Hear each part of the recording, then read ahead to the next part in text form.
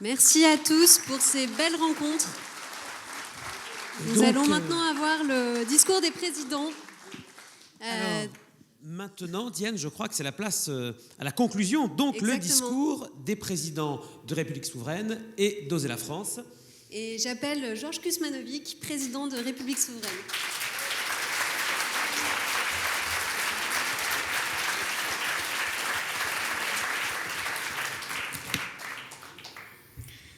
Bon, bonjour à tous. Ah oui, on voit rien, les lumières dans les yeux là. Bon. Nous n'avons pas beaucoup de temps, donc je ne vais pas faire une tradition de gauche qu'on emprunte à Castro, qui consiste à parler très longtemps, et je vais essayer d'être le plus bref possible. Écoutez, d'abord, je crois que ces rencontres de la souveraineté ont été plutôt un succès, non ?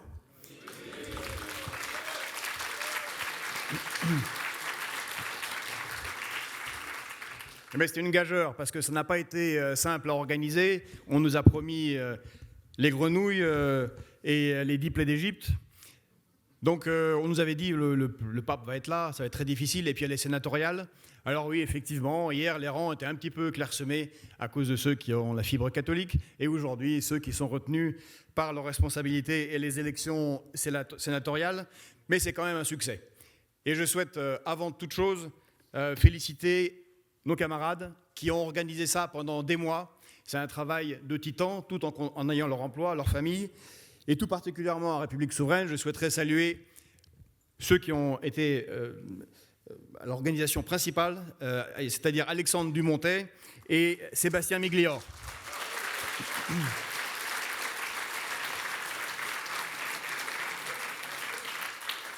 Et je crois qu'Alexandre, tu peux maintenant t'autoriser un sourire, c'est un succès, et même un dimanche matin, la salle est remplie, donc félicitations.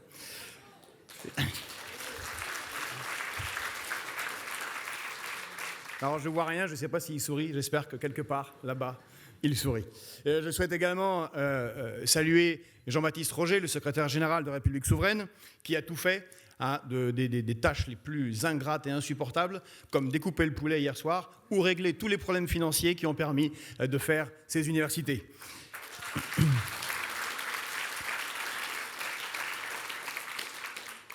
Également Faouzi Chiheb et Pedro Guanaes Neto, qui n'est pas là en raison d'un décès dans sa famille, malheureusement, mais qui ont sauvé ces rencontres de la souveraineté 2 ou 3 fois au moins chacun.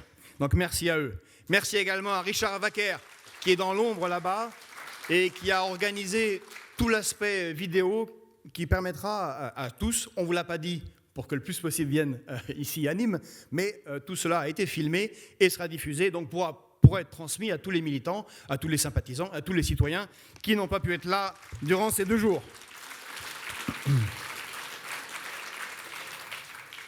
Merci à Antonin Hoffmann, merci à Diane Lagrange, merci à Adrien, dont je tairai le nom car il doit rester secret. Merci à tous les autres militants pour ces 2 journées. Je souhaiterais également remercier Maximilien, mais comme le président Julien Aubert viendra aussi prendre son César, il remerciera à son tour ses équipes. Voilà, merci à Nîmes, qui est une ville magnifique. Certains, je crois, l'ont découverte. C'est une ville romaine.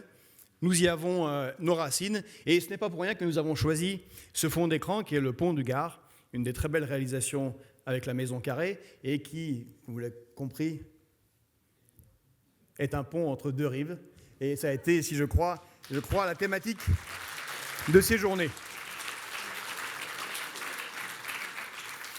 Et justement, pour moi, ça a été, je pense ne pas être le seul, une fierté, un honneur, et une source d'espoir pour notre pays que de réussir à organiser ces journées avec un parti venant de la droite et un parti venant de la gauche. La dernière fois que ça a été fait politiquement, c'est Jean-Pierre Chevènement qui l'avait fait en 2002. Depuis, ça n'a pas été fait, donc je crois qu'il y a en soi quelque chose dont on peut être fier ici.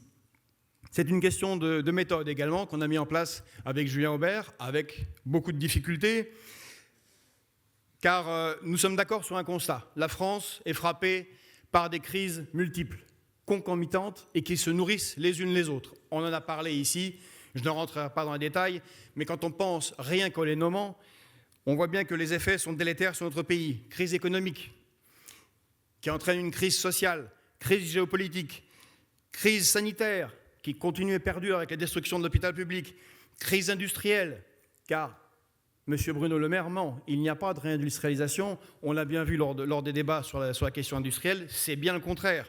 Là encore, de la communication gouvernementale, crise des services publics qui entraîne une crise morale, car d'une certaine manière, il semblerait que c'est la France tout entière qui s'étiole.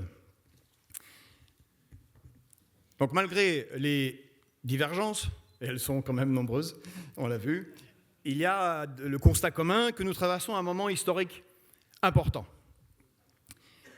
et que la France, en tant que nation, est en jeu. Alors oui, c'est une méthode, nous l'avons fait. Marie-Françoise Bechtel a rappelé que tout le monde parle du CNR, mais je confirme que ELV n'en parle pas. Je lis suffisamment leur programme. Ils parlent d'autres choses, mais pas de cela. Et le Conseil national de la résistance, oui, beaucoup en ont parlé, mais c'est nous qui avons en commun, avec d'autres organisations politiques, de gauche, de droite, de différents courants de la société, dans la logique du CNR, célébrer ensemble le 27 mai le 80e anniversaire de la première réunion du CNR, ce que n'a fait personne d'autre. C'était un préambule à ces rencontres ici à Nîmes. Alors je crois que ça a été dit de nombreuses fois, la France fait face à une situation qui est le fait de 40 années de néolibéralisme, de libre-échange qui ont épuisé ce pays. 40 années de transfert de souveraineté ont produit une élite politique, et je vais citer encore Marie-Françoise Bechtel, qui sert principalement une oligarchie. Le problème, un des problèmes principaux de notre pays, c'est qu'il n'y a pas la volonté politique pour le redresser, parce que la grande partie de l'élite politique trahit. C'est une trahison des élites au service d'une oligarchie.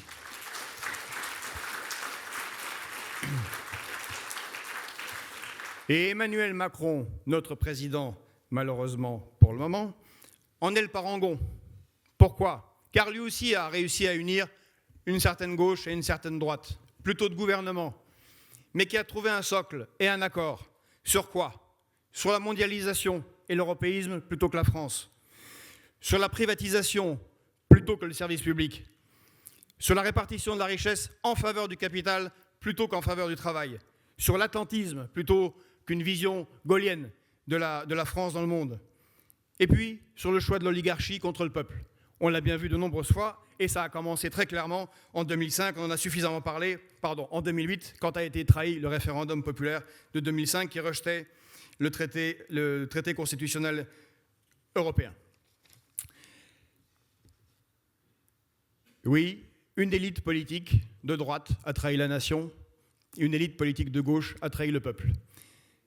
Et nous nous retrouvons là où nous nous retrouvons. Et il y a urgence. Encore une fois, méthode. C'est pour ça que Kenza Belliard, notre vice-présidente, que je salue, a cité Aragon. Et je voudrais relire à nouveau ces quelques vers qu'il a écrits au moment où le pays était dans une situation tragique, envahi par l'Allemagne nazie, pour unifier la résistance, quand les blés sont sous la grêle, fou qui fait le délicat, fou qui songe à ces querelles au cœur du combat commun. Nous avons un combat commun.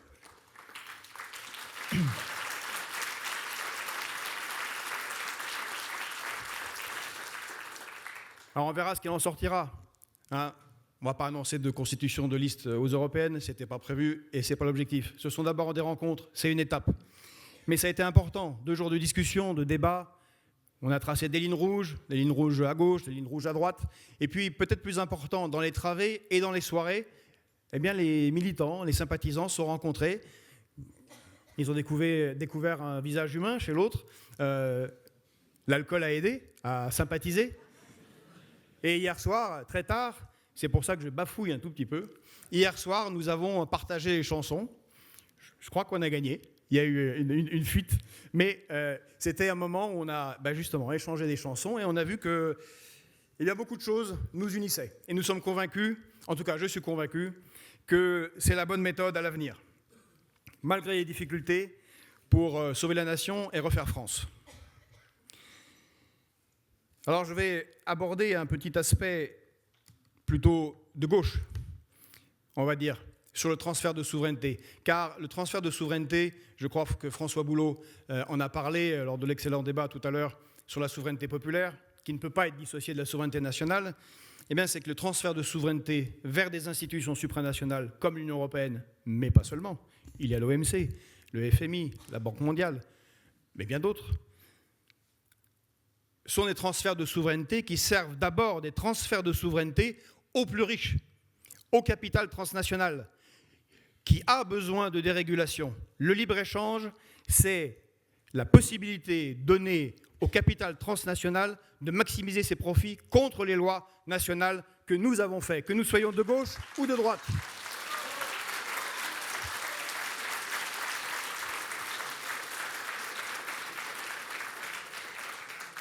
Donc le pays ne va pas très bien. J'ai quelques chiffres, je ne vais pas en sortir, on pourrait passer 2 heures rien qu'à lire des chiffres catastrophiques.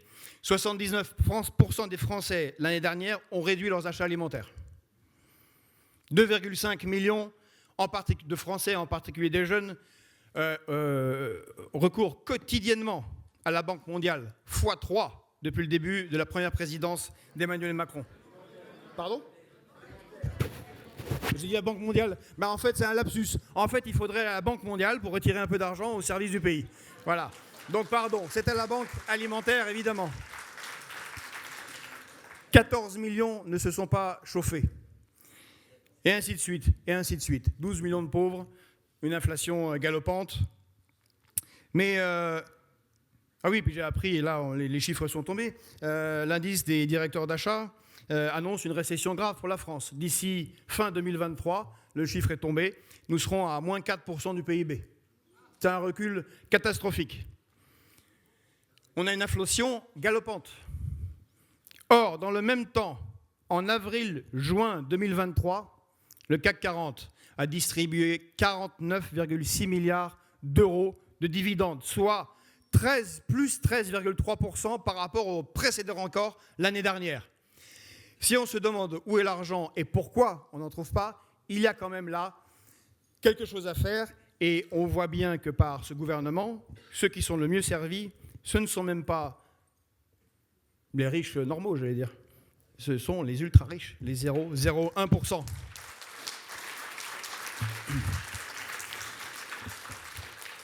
Et d'ailleurs, c'est le FMI qui le dit, je vais le lire, la hausse des bénéfices des entreprises et la distribution des dividendes représentent près de la moitié de l'augmentation des prix en Europe au cours des 2 dernières années.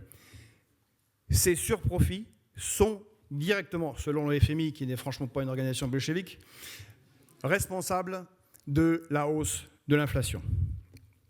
Alors, on l'a dit, pendant ces universités, le pape est venu à Marseille. C'est bel et bien. Il fait son travail de pape. Et les croyants sont allés le voir. Ça fait 500 ans qu'il n'est pas venu à Marseille. Bon, très bien. Mais il se passe quelque chose d'autre pendant ce temps. Ce sont les grèves en Grèce. Je ne sais pas si vous en avez entendu parler, mais la Grèce est cet autre pays où le peuple, alors qu'il avait le pistolet sur la tempe, sachant très bien quelle allait être l'offensive de la Commission européenne, de la BCE et du FMI, a voté non au mémorandum imposé par l'Union européenne, à plus de 63%. Alexis Tsipras et Syriza, de gauche, ont trahi et ont signé un mémorandum pire que celui signé par la droite contre lequel ils s'étaient battus. Donc là aussi, vous voyez des rencontres entre la gauche et la droite. À l'époque, la dette, alors tout ça c'était pour rembourser la dette, c'est terrible la dette, l'avenir de nos enfants, était de 311 milliards d'euros. Elle est aujourd'hui de 360, plus 20%. Et tout a été vendu, quasiment même le Parthénon. Rien n'appartient plus à la Grèce, tout a été bradé, les services publics sont dans un état catastrophique. Vous le voyez, dès qu'il y a un incendie, il n'y a pas assez de pompiers, il n'y a pas assez de médecins. En Thessalie, c'est une horreur. Or, que propose le gouvernement Mitsotakis ? Je ne sais pas si vous avez entendu parler, c'est pour ça qu'il y a des grèves en ce moment. Eh bien, c'est la retraite à 74 ans. Non, oui, c'est des vrais chiffres, ce n'est pas l'effet de l'alcool, hein, je vous rassure. La retraite à 74 ans, je peux évidemment vous dire que ceux qui font des métiers de force, en particulier les ouvriers, n'y arriveront jamais. Hein. Voilà. Et la semaine de 78 heures. 13 heures par jour, suspension des pauses et une réflexion avec, c'est pas le pape, parce qu'ils sont contre l'évêque de Rome là-bas, ils sont orthodoxes, avec l'Église pour savoir si le dimanche peut devenir un jour travaillé normal comme les autres. C'est un effondrement. C'est un retour au 19e siècle. Mais la moitié de cette dette, aujourd'hui comme en 2015, est détenue par des Grecs qui sont assis autour du lac Léman. Donc on voit bien qu'il y a un petit problème et que tous ces transferts de souveraineté qui dégoûtent de la politique, les Grecs en sont désespérés, eh bien, profitent à quelques-uns qui sont une caste transnationale qui trahit chacun sa nation, car le destin de sa nation ne l'intéresse plus, mais seulement sa destinée de classe méta mondialisée. Donc,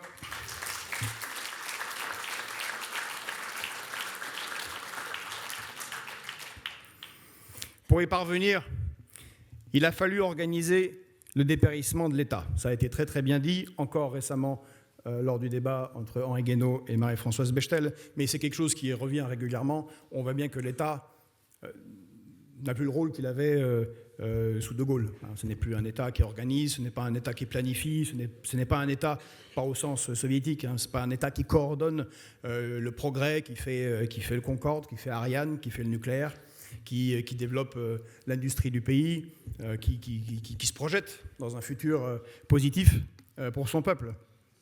C'est tout à fait, pour ceux qui, de gauche, lisent encore Lénine, dans l'État et la Révolution, c'est le dépérissement de l'État. Sauf que il n'a pas été organisé par les forces communistes, il a été organisé par le capital avec une efficacité assez surprenante.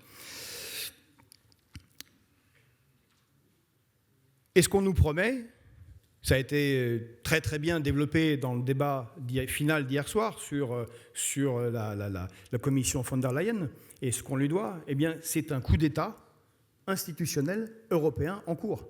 C'est un coup d'État fédéraliste pour aggraver cela, c'est-à-dire pour faire encore plus de transferts de souveraineté, pour encore plus supprimer la souveraineté populaire, pour encore plus nous retrouver dans une tyrannie oligarchique menée par la Commission européenne.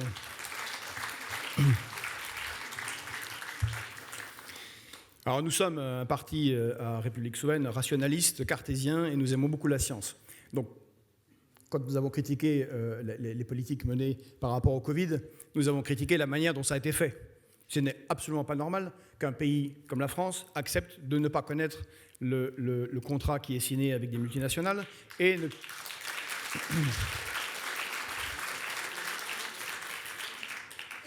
c'est même plus un transfert, c'est un abandon de souveraineté, parce que c'est bien cela, la souveraineté européenne chère à Emmanuel Macron. Mais ça rappelle les accords sur le TAFTA. Les accords sur le TAFTA, vous vous souvenez, ce sont les accords de libre-échange transatlantique avec les États-Unis. Le CETA, qui est l'accord de libre-échange avec le Canada, a lui bien été signé, mais le TAFTA pouvait être consulté à l'ambassade des États-Unis, dans une cave, sans téléphone et sans même un carnet et un stylo. Et il était 3 ou 4 fois plus gros que le Code du travail, cet accord du TAFTA. Donc ce sont des choses ce sont des accords qui sont négociés à la Commission européenne qui entraînent des conséquences colossales pour les peuples et même qui s'imposent à nos parlements puisqu'il y a des tribunaux d'arbitrage.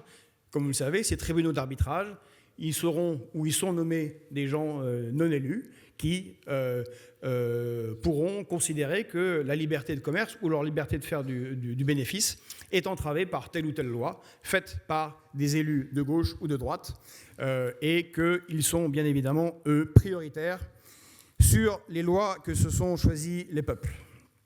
Voilà, je m'en mêle les pinceaux dans mes feuilles. Alors ça ne veut pas dire que nous sommes contre l'Europe ou contre les coopérations bilatérales et multilatérales. Notre politique, je crois, in fine, c'est de réaliser l'union de l'Europe. Mais la question, c'est quelle Europe, comme demandait le président dans le film d'Henri Verneuil. Il faudrait qu'elle soit vraiment européenne. Si elle n'est pas l'Europe des peuples, si elle est confiée à quelques organismes technocratiques, elle sera une histoire pour professionnels. limitée et sans avenir. Et ce sont les Américains qui en profiteront pour imposer leur hégémonie. L'Europe doit être indépendante. Vous l'aurez compris, ça n'est pas de moi, c'est du général de Gaulle, et nous en sommes toujours là. Et je crois que le problème n'est pas le Frexit ou pas le Frexit. Le problème est de mettre un terme à cette Union européenne et de construire autre chose, une autre union. Je pense que le traité de l'Élysée, tel qu'il avait été proposé en 1963 par le général de Gaulle, et dont nous avons fêté les 60 ans, est une bonne solution sur laquelle on peut s'entendre, car c'est l'Europe des nations, l'Europe des États-nations que nous défendons ici à ces universités, à ces rencontres de la souveraineté.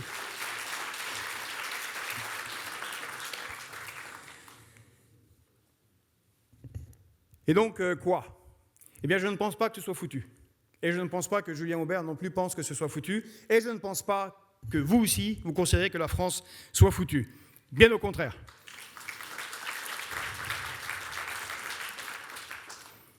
Il faut, comme disait Gramsci, allier le pessimisme de l'intelligence à l'optimisme de la volonté. Or, pour soutenir notre volonté et donner espoir, nous avons quand même une grande nation qui a une histoire extraordinaire, qui a rayonné de nombreuses fois dans le monde. Ça n'est pas rien.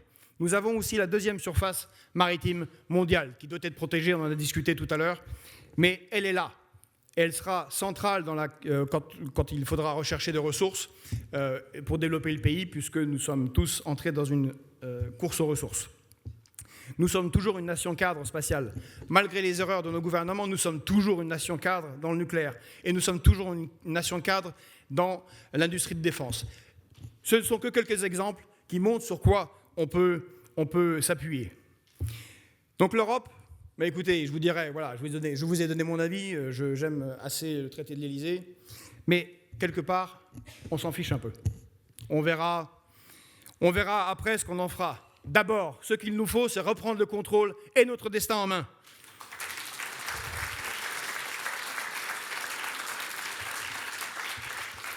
Nous sommes le 24 septembre. Ça veut dire qu'avant-hier, quand ça a commencé, nous étions le 22 septembre. Date, je crois que je suis encore bon en calcul. L'alcool n'a pas fait tous ses ravages jusqu'au bout. Le 22 septembre, c'est la proclamation de la République qui est rendue possible en 1792 par le 20 septembre 1792, deux dates qui sont fort mal fêtées, et c'est la bataille de Valmy. La France a résisté et nos armées ont vaincu le prince de Brunswick au cri de « Vive la nation ».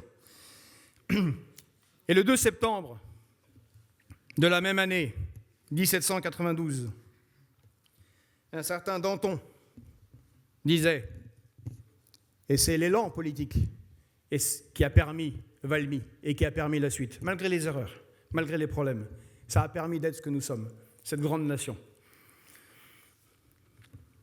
Il a dit, quand la patrie est en danger, il nous faut de l'audace, encore de l'audace, toujours de l'audace, et la France est sauvée.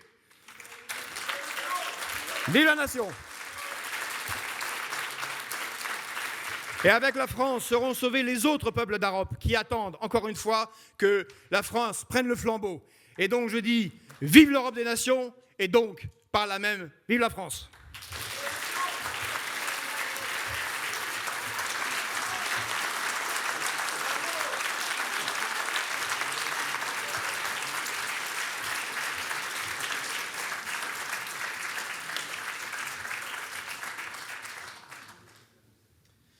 Alors pour terminer nos rencontres de la souveraineté, je vous demande d'accueillir pour le discours final, après le discours de Georges Kuzmanovic, le discours de Julien Aubert, président d'Osez la France.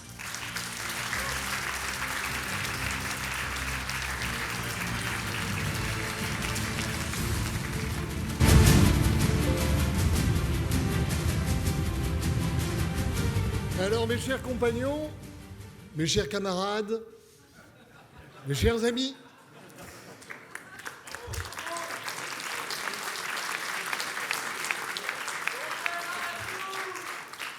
nous vous avons invités, Georges et moi, et vous êtes venus. Vous avez quitté vos postes de télévision malgré la présence de Charles III d'Angleterre qui venait visiter Paris pour vous inscrire en ligne.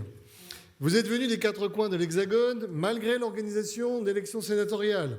Vous êtes là malgré la venue du souverain pontife qui a fait halte à Marseille pour rappeler aux Européens que nous sommes tous frères. À Nîmes, ville au passé romain prestigieux, nous ne fraternisons pas, mais nous sommes entrés en citoyens et peut-être ressortis en compagnons.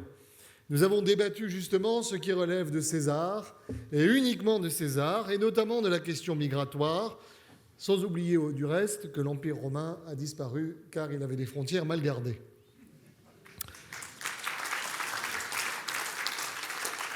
Alors que se clôturent nos rencontres de la souveraineté, qu'avec mon ami Georges, nous avons eu la folie d'organiser, il est temps de tirer un bilan. Et comme tu le disais, d'abord la fierté, la droite, la gauche, aujourd'hui à Nîmes, nous sommes la France. Ces rencontres, elles n'ont été possibles que grâce à une multitude de gens qui ont été cités par Georges côté République souveraine. Et je voudrais remercier ces bénévoles qui, pendant de longues semaines, de longs mois, parfois tardivement, ont dû régler un à un tous les problèmes organisationnels de deux équipes qui ne se connaissaient pas. Alors merci à Christophe, à Léonard, à Bernard, à Blandine, à Frédéric, à Gaëtan, à Anne-Marie, à Louis et à tant d'autres que je n'ai sans doute pas cités. Je vous demande de les applaudir.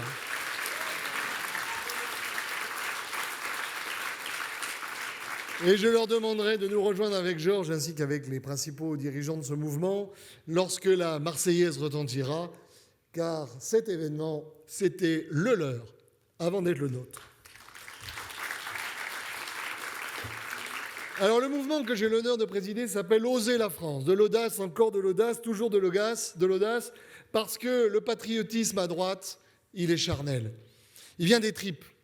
Quand on parle de l'esprit, notre esprit, lui, s'élève par la célébration de la France éternelle, de sa civilisation, de ses valeurs.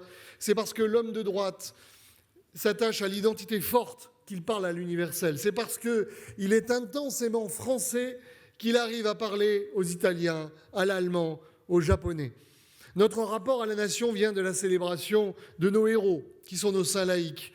La révolte de Vercingétorix, le baptême de Clovis, la justice de Saint-Louis, le panache de Bayard, la grandeur de Louis XIV, le génie de Bonaparte, la résistance de Clémenceau, de De Gaulle et des soldats de l'ombre. Nous sommes des héritiers, nous ne sommes pas des nomades. Et nous entendons protéger les racines de notre pays parce que nous sommes profondément allergiques à toute tentative de déconstruction, de repentance ou de salissure. Oui, à droite, nous vibrons encore au sacre de Reims. En face, à côté, le mouvement de Georges s'appelle République souveraine. J'en parlerai sans doute avec des mots plus maladroits, parce que c'est moins ma culture. Mais je vous donne mon approche de ce que la gauche est.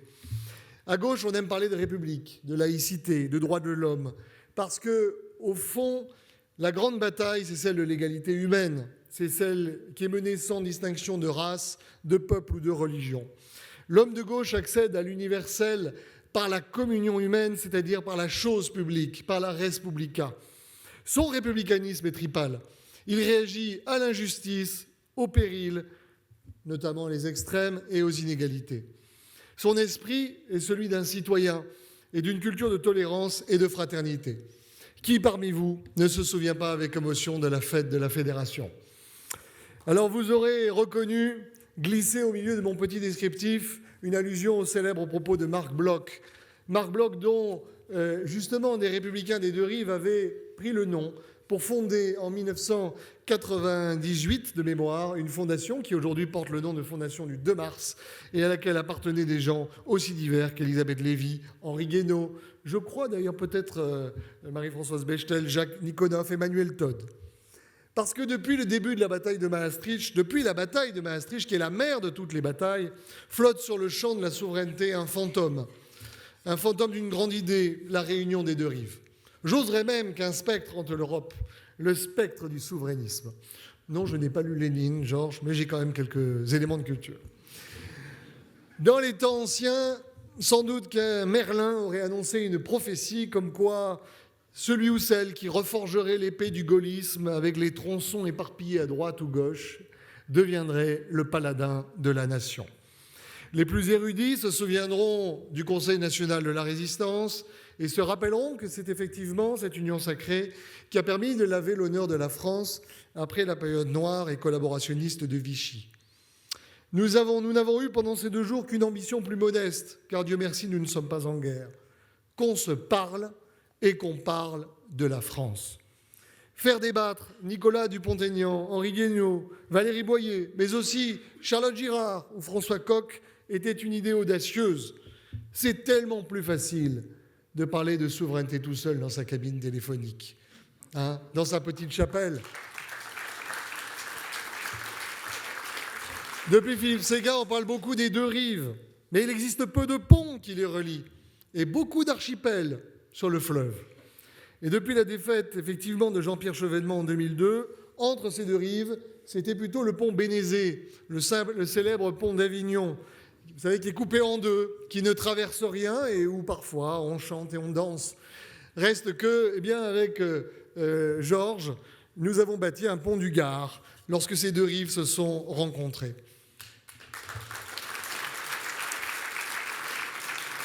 Et ces 2 rives, se rencontrer, c'est aussi utile. Ça n'est pas seulement pour, je dirais, la nostalgie de la mystique des années 90 qui parleront très peu finalement à beaucoup d'entre nous. En 2027, les héritiers d'Emmanuel Macron comptent sur la qualification de Marine Le Pen pour repasser. Je dois vous dire que c'est profondément déprimant. Et je crois que depuis Marive, pour survivre, la droite doit s'ouvrir et peut servir de noyau de résistance pour faire tomber la coalition hétéroclite et improbable qui va de Sacha Houlié à Gérald Darmanin. Et je crois qu'en face, la gauche ne peut pas se contenter d'être la roue de secours, la petite réserve d'Indiens qu'on sort une fois tous les 5 ans pour voter Charybde contre Sylla. Je crois que la défense de la nation et de la République nous oblige. Alors oui, cette ambition modeste, ce rendez-vous très simple que nous avons fixé, est au service d'un idéal qui nous transcende. Réagir à la dégradation et au déclin continu qui frappe notre pays. Il faudrait être aveugle pour ne pas voir que le phénomène s'accélère chaque année. Et nous pourrions discuter à l'infini de la hiérarchie des symptômes. Il y a ceux qui vont vous dire « mais c'est une crise identitaire ». Et effectivement, ils n'ont pas tort. Comment ne pas se lamenter quand vous vivez dans un pays qui ne s'aime plus ou qui veut vitrifier ou annuler ce qui fait son histoire, sa tradition ou sa culture? Comment ne pas être inquiet quand vous voyez des cultures étrangères qui imposent des choses qu'on n'avait plus vues sur ce territoire depuis 4 ou 5 siècles? Comment ne pas réagir lorsque vous voyez effectivement le problème de l'islamisation qui pose un redoutable problème politique, social et culturel dans un pays laïque, sans parler de l'immigration? Vous avez ceux qui sont tétanisés par la crise sociale et ils ont raison. Comment ne pas avoir le vertige quand vous allez au supermarché et que votre paquet de biscuits est passé de 1,50 € à 4 € en moins de 3 semaines et que votre fils vous dit on ne va pas acheter de paquet de biscuits. Et malheureusement, il n'y a pas que le paquet de biscuits, il y a tous les prix alimentaires. Et il y a également, vous le savez, l'impossibilité de devenir propriétaire, la grande pauvreté, la difficulté des associations humanitaires. Les gilets jaunes n'ont pas été un phénomène anodin, c'est une secousse sismique. Et vous le savez, les secousses, il peut y en avoir plusieurs jusqu'à ce qu'à un moment donné, il y ait un tremblement de terre sur lequel l'échelle de Richter sera peut-être trop courte pour mesurer l'amplitude. Il y a ceux qui préféreront parler de crise démocratique. Ils pointeront l'abstentionnisme, la haine des élus, la polarisation des idées, le recul de la tolérance, le couronnement de la vulgarité, l'anounanisation de la société politique, la morandinisation des idées. Alors je pourrais poursuivre ma litanie, parce qu'un éléphant, vous pouvez le voir depuis la trompe, depuis les pattes, depuis l'arrière, depuis l'avant, ça reste un éléphant. Et je vais vous dire, crise de société avec le repli sur soi, la multiplication des communautés, crise de l'intelligence avec la communication omniprésente, le vide médiatique à combler, crise de l'autorité, crise du religieux, crise de la spiritualité, affaissement intellectuel de l'Occident, qui sans doute ne s'est jamais remis d'avoir accouché des pires abominations du siècle dernier alors qu'il croyait tant au progrès. Nous hésitons à croire en nous, et cette crise, elle résulte aussi de l'envahissement de la sphère marchande et de son corollaire néolibéral à toutes les activités humaines. Tout se paye, tout se vend, tout se transporte. y compris les enfants et le sang humain.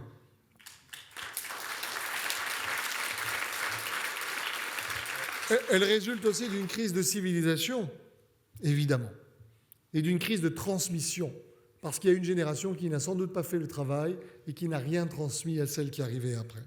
Alors, ces débats, ils seraient intéressants, mais je vais vous dire, les Français s'en fichent. Ils n'en sont plus là. Ils vous disent très bien, mais ça, on le voit, on est lucide. Et d'ailleurs, l'important, quand vous frappez un iceberg, c'est pas de savoir si c'est la faute du capitaine, si c'est la faute du trajet, si c'est la faute de la météo ou de la mer. Non, les Français, dans toute cette mélasse, ils veulent des solutions, ils veulent un espoir. Et mon espoir, notre espoir, c'est de réveiller ce vieux pays fatigué et qu'il ait le courage d'aller voter pour se débarrasser de l'idéologie dominante qui nous a amenés jusqu'ici. Face à ceux qui croient en une Europe toujours plus technique et fédérale, en une mondialisation sans fin et marchande, qui font de la France un paramètre, nous devons parler à tous ceux qui croient en la nation, tous ceux qui pensent qu'elle est le creuset de la démocratie, parce que c'est leur identité et parce qu'ils ne cautionnent pas de vivre dans une société de marché, parce que la France est notre avenir. Et si nous pensons que c'est impossible, je vais vous donner une citation qui montre que la conversion est possible.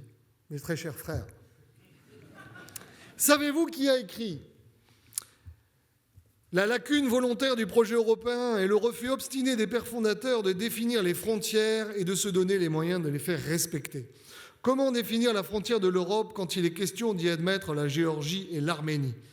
L'Europe se retrouve privée de tous les moyens de la souveraineté et si cela continue comme ça, cela en sera fini du projet européen.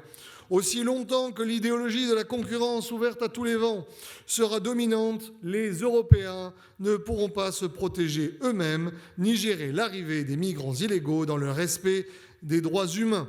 Au moment où le Parlement européen, toujours sous le contrôle idéologique des libéraux, débat d'un texte sur l'immigration, on aurait aimé qu'ils mettent le même zèle pour une véritable protection douanière aux frontières. Qui a dit ça? Je vous donne un QCM, Julien Aubert, Georges Kuzmanovic ou Jacques Attali. Jacques Attali, le miracle est possible. Il n'a pas eu lieu à Marseille, il a eu lieu à Nîmes.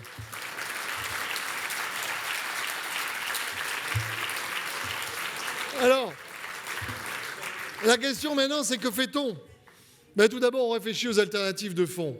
Oser la France proposera le 22 novembre prochain, qui est la date de notre anniversaire, date de naissance du général de Gaulle, parce qu'on ne célèbre pas la mort. Oser la France, on célèbre la vie. Eh bien, un livret bleu sur l'Union européenne. Et je crois que, depuis nos rives respectives, nous devons exiger des positionnements clairs des partis en présence sur le problème européen, en commençant par dissiper la mystique franco-allemande. Paris me fait penser à un soupirant civilisé qui vanterait la monogamie dans un phalanstère tribal et sauvage où l'on pratiquerait l'amour libre. Croyez-moi, comme on disait sous Molière, c'est la meilleure manière de terminer cocu. Et si nous n'y prenons pas garde, l'Allemagne, qui est certes notre partenaire naturel, si on ne met pas à un moment donné des barrières, l'Europe va terminer en matriarchie teutonique. Alors, il faut nous opposer, notamment aux propositions de réforme institutionnelle poussées par Berlin et avalisées mardi dernier par la France. Et vous trouverez dans le journal du dimanche une tribune que nous avons co-signée avec les membres du bureau d'Oser la France et de République souveraine. Ces propositions visent à fédéraliser encore un peu plus l'Union européenne dans la droite ligne des propositions du chancelier Scholz. Extension de la majorité qualifiée, conditionnalité des aides de l'Union européenne, de manière à ce que la Hongrie et la Pologne soient traitées en paria, réduction du nombre de commissaires, ce qui revient évidemment à supprimer le principe d'un commissaire par État, harmonisation des lois nationales électorales, ce qui revient à considérer qu'il faut soumettre les nations au fonctionnement européen, chambre mixte de cours et de tribunaux, de cours nationales et de tribunaux suprêmes de l'Union européenne, ce qui revient à entamer la fusion judiciaire, augmentation du budget fédéral et mise en place de la dette commune. Il nous faut refuser la reconduction de Mme Ursula von der Leyen.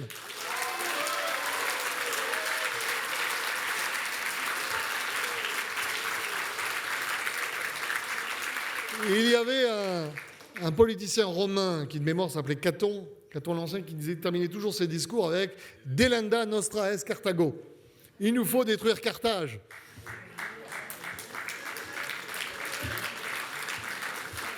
Delenda est nostra wokismo. Il nous faut aussi détruire le wokisme.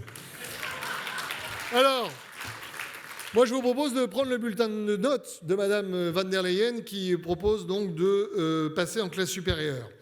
Français, histoire géo, mathématiques, droit, économie, philosophie, comportement en classe. Alors, première matière, le français. Alors, je sais bien que pour une Allemande, c'est une matière optionnelle, mais pour nous, Français, elle est vitale. L'usage systématique de la langue de Shakespeare dans la communication officielle de la Commission, et notamment ce qu'elle appelle son State of the Union Speech, n'est-ce pas, histoire de singer l'Amérique, fait que sur cette matière, Madame von der Leyen ne peut pas être notée puisqu'elle ne s'est jamais présentée en cours, donc 0 pointé. Seconde matière, histoire géo. Alors, la géographie, Madame von der Leyen adore ça. Elle a ainsi vanté l'union géopolitique face à la guerre en Ukraine, expliquant que l'entrée de ce pays dans l'Union européenne était une nécessité de long terme, ce qui revient à dire que l'Union européenne ne va plus de l'Atlantique à l'Oural, mais de Washington aux Carpates.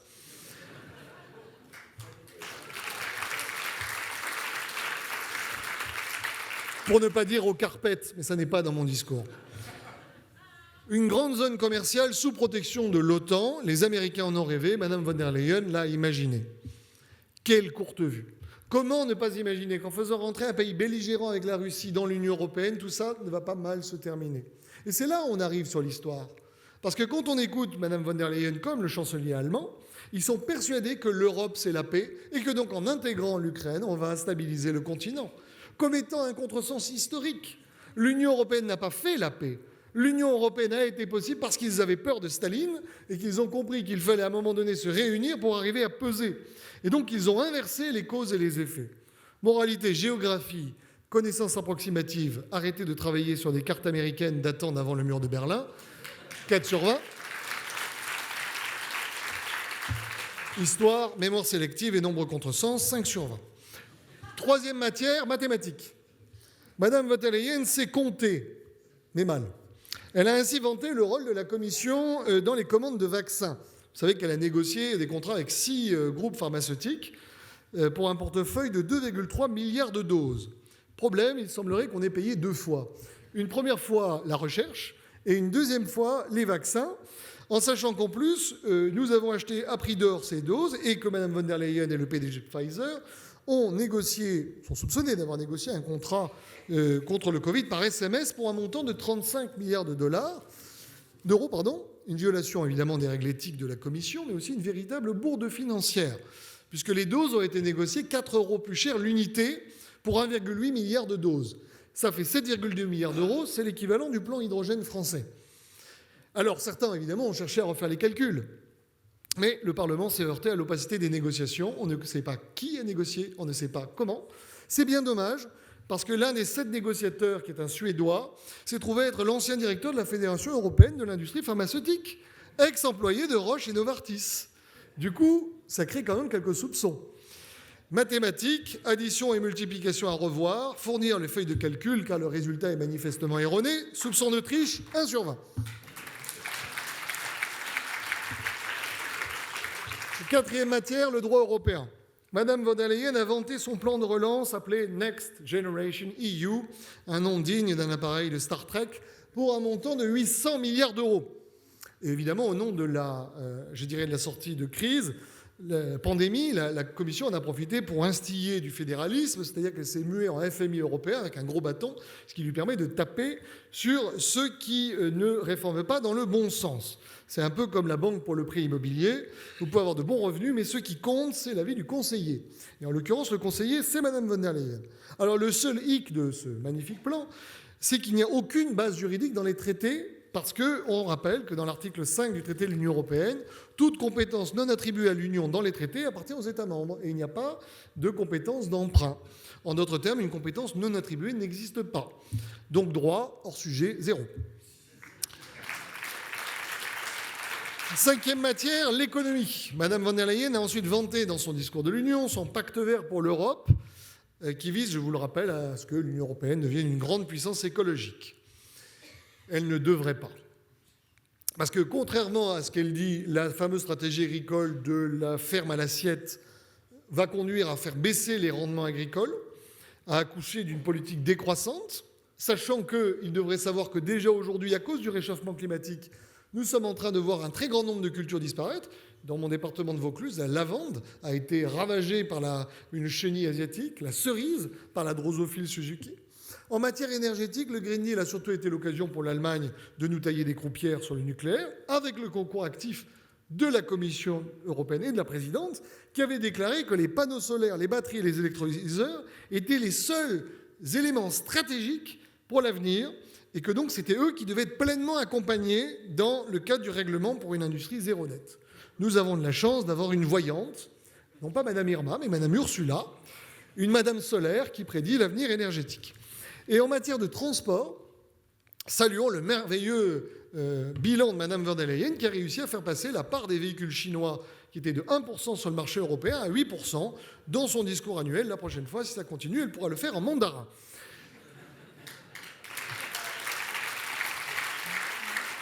Donc économie, réviser les théories de la croissance et du commerce, 6 sur 20. J'ajoute d'ailleurs du reste qu'il n'y a pas seulement le Green Deal. Je vous rappelle quand même qu'elle a violé les règles du marché européen pour faire entrer la volaille ukrainienne, plus 12% quand même sur le marché français en 2022. Sauf que ce qu'on ne sait pas, c'est que l'entreprise MHPSE, qui est dirigée par un oligarque ukrainien proche de M. Zelensky, qui a vu au passage ses revenus bondir de 148% quand même en une année, eh bien, quand vous regardez l'actionnariat et l'exécutif, tenez-vous bien, ce sont des Britanniques, des Norvégiens et des Américains, c'est-à-dire uniquement ce qu'on appelait autrefois les non-communautaires. Donc on a tué les entreprises de l'Union européenne pour permettre à ceux qui sont à l'extérieur du marché de faire des progrès. 6e matière, la philosophie. Alors, pas encore qu'elle soit fédéraliste, mais sa philosophie est manifestement antidémocratique. Elle s'est ainsi spécialisée dans le harcèlement de la Pologne et de la Hongrie.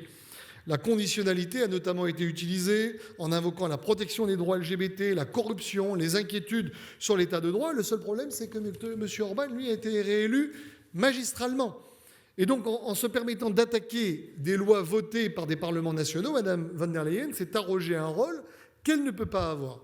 Et j'ajoute à titre personnel que nous sommes beaucoup en Europe à estimer que la marche forcée vers l'inclusivité sur le genre, la sexualisation de tous les aspects de la vie ou de la lutte contre l'hétéronormativité, eh bien, n'ont rien à voir avec les droits de l'homme, mais relèvent plutôt d'une approche militante, et que si on pouvait laisser nos gosses à l'écart des délires des adultes, ils auront tout le temps à 18 ans de déterminer s'ils veulent changer de sexe ou pas.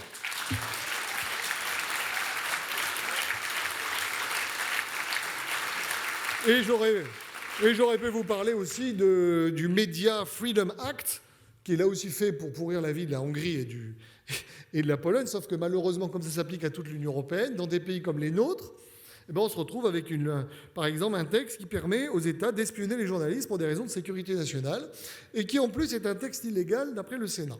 Donc philosophie, je lui conseille de relire Montesquieu, Tocqueville, peut-être 1984, ça ne lui fera pas de mal. Et du coup, quand je vois que le Sénat français attaque Media Freedom Act, je me dis que pour le droit européen, j'avais mis 0, mais il faudra peut-être regarder une note négative quand même. Hein.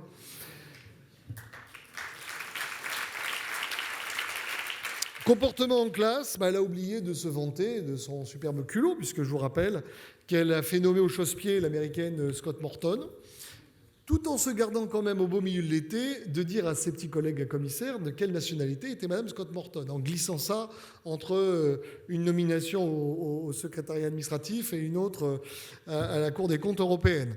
La petite cachetière. Donc comportement, évidemment, tout simplement inacceptable. C'est une rupture de la solidarité.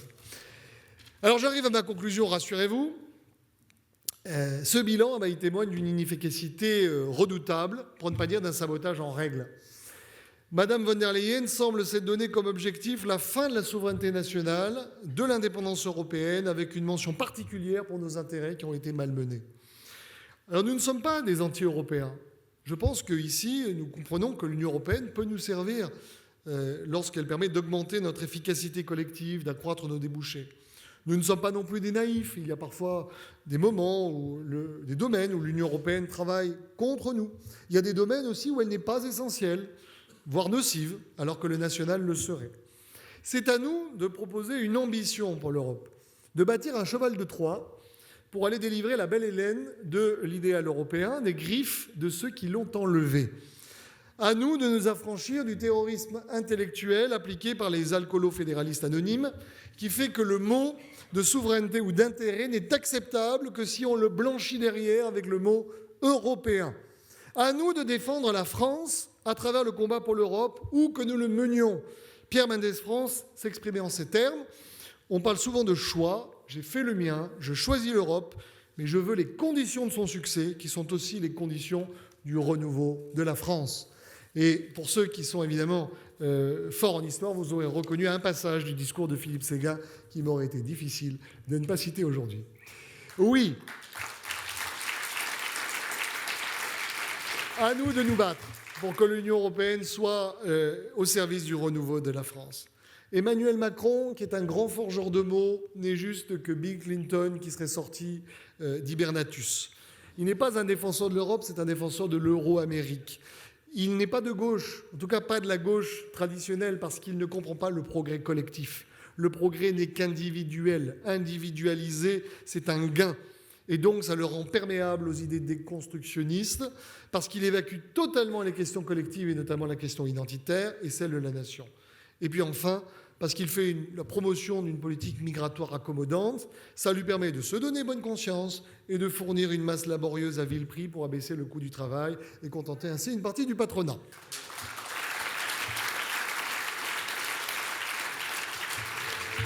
Quant à la droite qui a rejoint Emmanuel Macron, c'est la droite des comptables.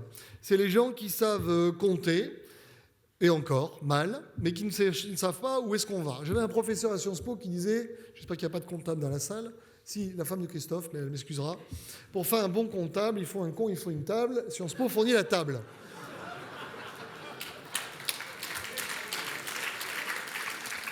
Oui, la France attend une alternative qui soit conforme à notre histoire républicaine et à notre identité française. Une force de réaction, mais aussi insoumise, car elle devra être prête à défier le système. La nation française a inventé quelque chose d'unique, l'assimilation républicaine de tout homme ou de toute femme, à partir d'un socle de valeurs laïques adossé à une culture judéo-chrétienne que le monde nous envie. Et c'est ça qu'il faut sauver, cette alchimie si sensible et si particulière. Tout à l'heure, je vous parlais de Philippe Séguin. C'est lui qui m'a donné envie de me battre et de le rejoindre. Je me suis éveillé à la politique lors du débat de Maastricht. Pour la première fois de ma vie, j'avais 12-13 ans, j'ai vu mon père et ma mère se disputer dans la voiture alors qu'ils votaient toujours pareil. Et ça m'a interrogé, je me suis dit, mais alors il y a des choix différents, mais alors de quel côté suis-je ? Du côté de mon père ou du côté de ma mère ? Et donc j'ai quand même écouté les arguments et je me suis passionné pour cette campagne. Ça m'a intrigué et j'ai vibré au réveil de la nation. Lorsque la charge de cavalerie de Philippe Séguin, Jean-Pierre Chevènement, Charles Pasqua, Philippe de Villiers a fait trembler les murs des corps constitués. J'ai compris que leur cause était juste. Et malgré les reniements, les mensonges et les boniments, ils avaient raison. Un vieux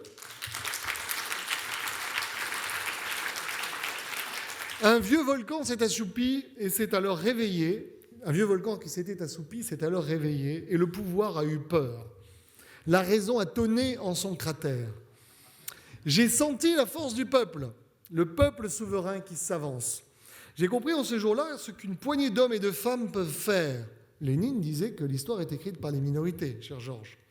Que la majorité silencieuse n'est en réalité pas du côté des sachants ou des marchands qui ont conduit ce pays au bord du gouffre. Maastricht, Amsterdam, on regardait la dernière fois l'Arc de Triomphe avec les batailles napoléoniennes. Maastricht, Amsterdam, ça pourrait être des batailles de Napoléon. Ce n'étaient que les premières batailles de la guerre de la souveraineté, car la guerre de la souveraineté aura bien lieu. Et nous avons perdu une ou deux batailles, mais pas la guerre qui sera longue. Alors, à nous d'entrer dans la carrière et d'imiter les vertus de nos aînés. Pour cela, il faut que ce débat initié aujourd'hui perdure pour que vive la République et pour que vive la France.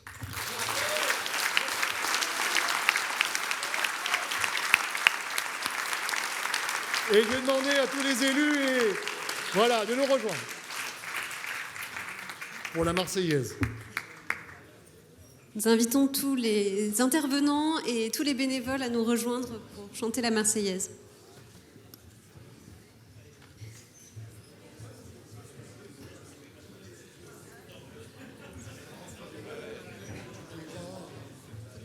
Ah oui. Ah bon, c'est nous qui. Il n'y a pas une. Vous la lancez pas?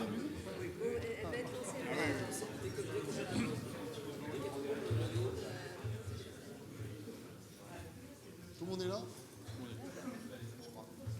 C'est bon alors. Vous ne trompez pas, hein, pas l'international. Hein.